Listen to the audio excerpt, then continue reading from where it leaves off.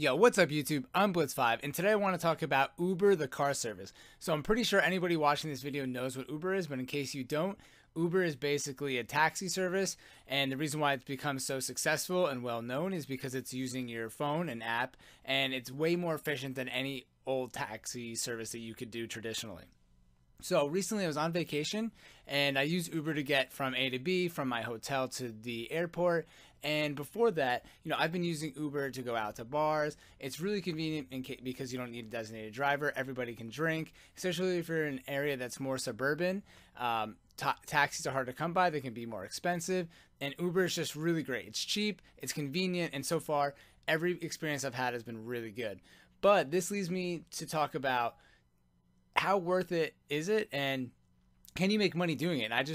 The short answer is no. I don't think it's worth it. And to me, sometimes I think the Uber is getting undercharged, and everything with your tip is included. And on my trip from my hotel to the airport in the city I was staying in, I actually tipped my Uber driver additionally because I felt bad about how cheap the fare was. So basically, I guess let me just break down a couple different examples about what I think about Uber, and then you guys can kind of decide for yourself.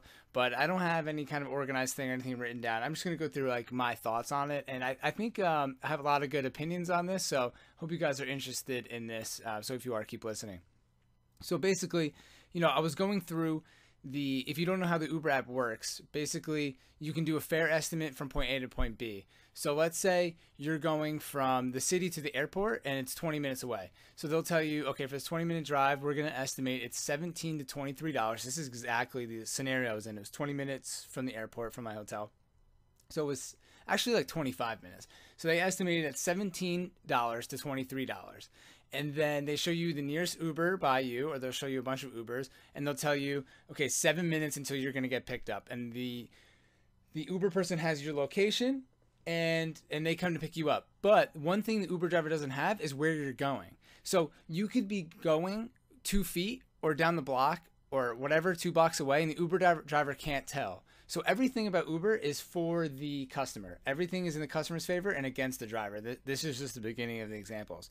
So say if the Uber driver is 20 minutes away, he might drive to you, and that's the nearest Uber. That's pretty rare, but an Uber driver might drive 15 minutes to you, and then you only need to go a couple blocks. And maybe you live on a highway and you can't walk those blocks. So the Uber driver is going to spend 20 minutes of his time to only drive you maybe $3 worth, and that's how much it might have cost him in gas to drive 1 mile to get to you.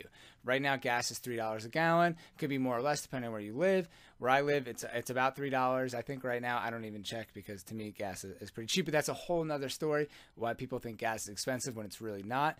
But in respect to Uber, like that to me is just a huge downside for the driver.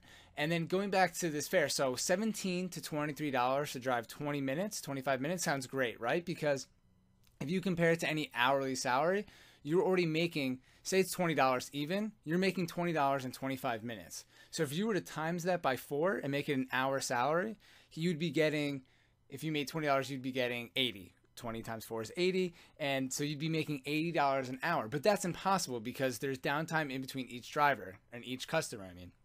So once the Uber driver picked me up and took me to the airport, he has to hope that somebody's there.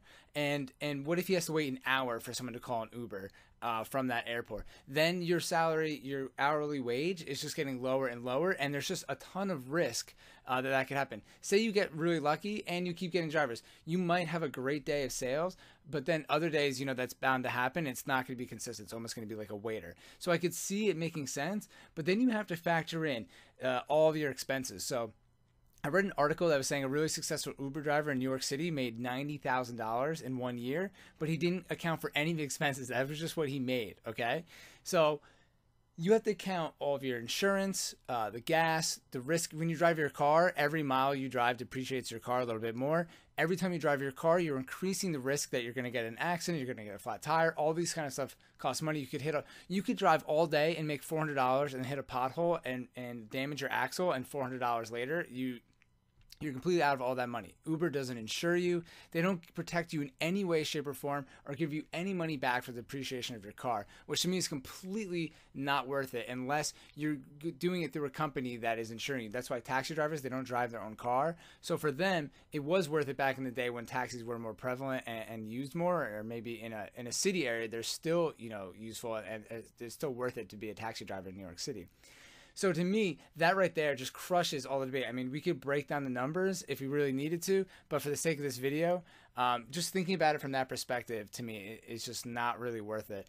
And the fact that you don't know where you're going to go, it's just insane, because you could end up driving a half hour away, and then say you wanted to just stop after that, then you have to drive all the way back home. And to me, that's just a lot of downtime and a lot of waste of time. And I talked to one of the Uber drivers of the city, and he said that he was just waiting there. Another guy, like he was doing nothing, just listening to the radio, so completely wasting his time. Another guy was playing the PS Vita, which I was like, that's awesome, dude, you're a gamer. That's what I would be doing. I'd have like a DS or a PS Vita or playing Hearthstone on my phone. So props to him for doing that.